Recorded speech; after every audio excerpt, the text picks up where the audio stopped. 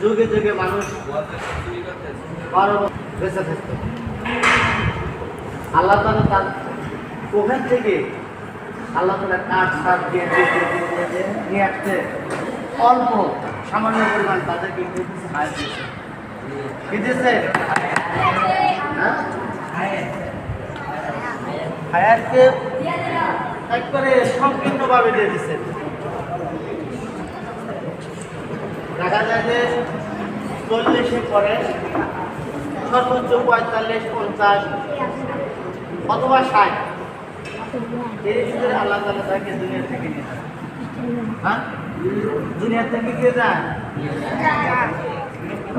তার থেকে বেশি বাঁচা দেখছেন?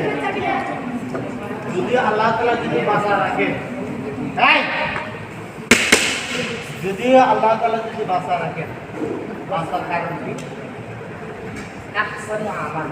আমলের কারণে। আমলের কারণে আল্লাহ তাআলা তাকে জীবিত রাখে। সুবহানাল্লাহ বলবেন না? আর যদি কোনো ব্যক্তি যদি গুনাহ করে,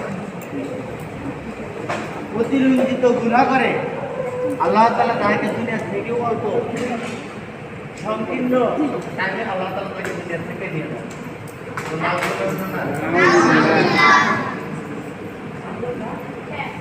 আয়াতটা কি যদি মানাক শুরু হয়ে যাওয়া ইয়াউমাল কিয়ামতি আমা। এখানে কয়েকটা জিনিস আছে। হ্যাঁ ছেলে, তোমার ওদিকে কি পাইবে? কথা বলে কি বলতেন আমার? মানুষকে সংকীর্ণতা রাখবে তার ভিতরে, আমলের ভিতরে, রিজিকের ভিতরে, আয়াতের ভিতরে। ঠিক আছে, আরো কিছু বিষয় আছে। আল্লাহ তাআলা এই কয়েকটা জিনিসের ভিতরে কি করবে? সংকীর্ণতা রাখবে। মানে অল্প আমল করবেন, আল্লাহ তাআলা দুনিয়া থেকে নিয়ে যাবে। অল্প হায়াত পেয়েছেন, আল্লাহ তাআলা দুনিয়া থেকে নিয়ে যাবে। অল্প সময় পেয়েছেন, যে দুনিয়ার ভিতরে রিজিক করে নিবে। এটা আমলের কারণে নাকি?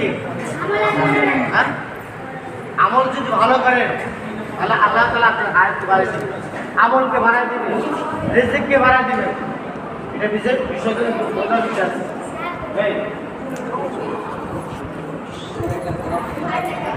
এই জন্য বলা হচ্ছে যে আল্লাযী খালাকাল মাউতা ওয়াল হায়াতা